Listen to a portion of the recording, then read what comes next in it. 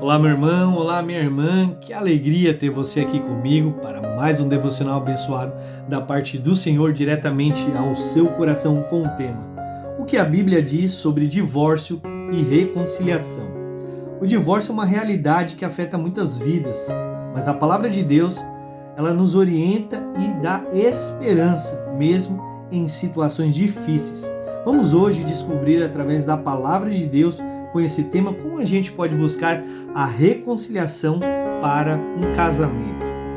A palavra de Deus hoje se encontra no livro de Mateus, capítulo 19, versículo 3, que diz o seguinte: alguns fariseus também chegaram até ele para prová-lo, questionando-lhe: é lícito o marido se divorciar da sua esposa por qualquer motivo? E Jesus replicou: não tens lido que desde o princípio o Criador fez homem e mulher e o instruiu? Por esse motivo o homem deixará pai e mãe e unirá a sua mulher, e os dois se tornarão uma só carne. Sendo assim, eles já não são dois, mas uma só carne. E portanto, o que Deus uniu, não separe o homem. Essa é uma palavra muito conhecida, nas igrejas, muito conhecida por muitas pessoas. E vamos hoje nos aprofundar sobre o que a palavra de Deus ela fala, qual é a visão que a Bíblia tem sobre o casamento. A primeira coisa que eu quero falar é que o casamento, irmãos, é uma unidade. A Bíblia descreve o casamento como uma união sagrada, onde dois se tornam um. Lembram de Mateus 19:5? Deus criou o casamento para ser uma união permanente, refletindo o seu relacionamento com a igreja. Então, quando a palavra fala que o que Deus uniu, o homem não separe, é que a gente deve levar com muita seriedade o nosso cônjuge, a nossa esposa e o nosso marido. A segunda coisa que a palavra ela deixa muito claro qual é o propósito do casamento. Em Gênesis capítulo 2, versículo 18, Deus disse que não é bom para que o homem esteja só, por isso ele criou uma mulher como auxiliadora. O casamento foi uma instituição para companheirismo, para ajuda mútua e para a multiplicação da vida aqui na terra.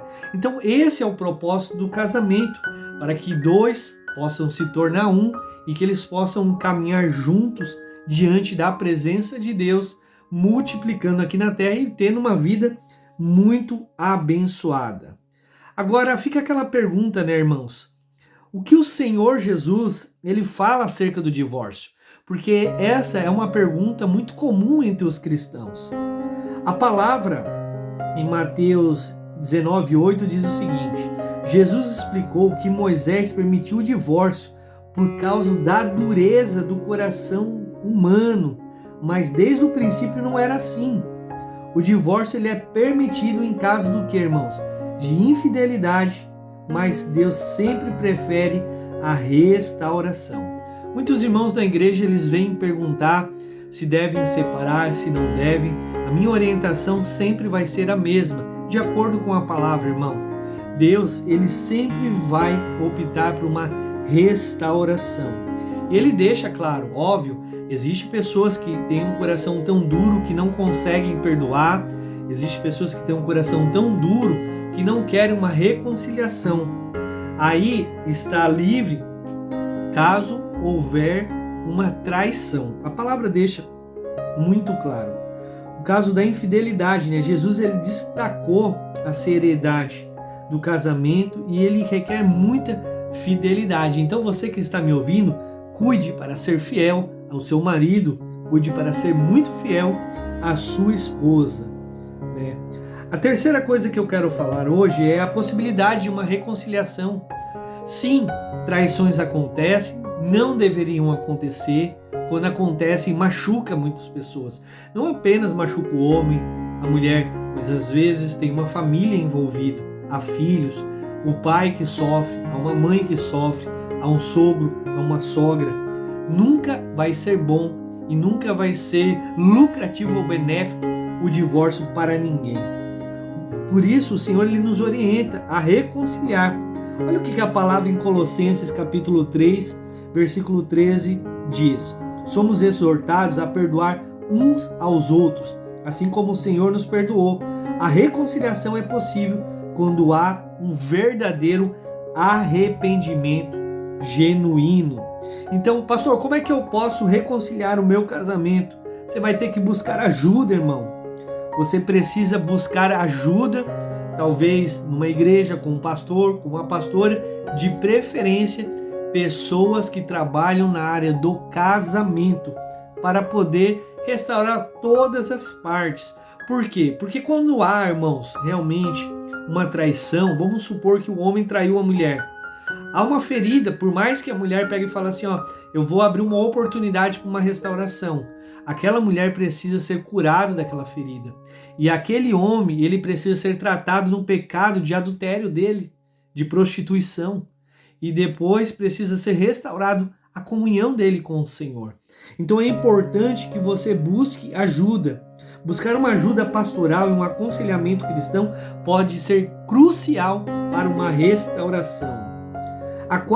O quarto tópico aqui, o ponto que eu quero dizer, é realmente para que haja uma restauração, uma reconciliação, você precisa caminhar em amor e perdão.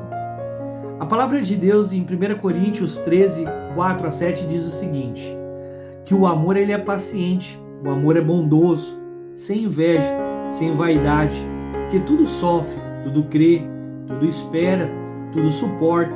Esse é o amor que deve ser buscado no casamento, um amor incondicional.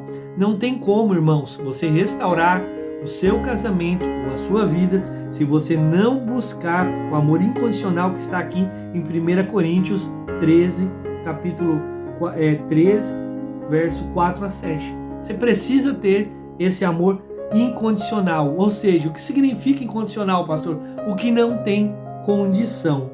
Então, assim, vai ser também importante para que você possa restaurar esse teu relacionamento, uma renovação de compromisso. Sim, vocês vão ter que firmar novos compromissos. Para tudo tem orientação na palavra de Deus. Em Joel capítulo 2, versículo 25, Deus promete restaurar os anos que foram consumidos.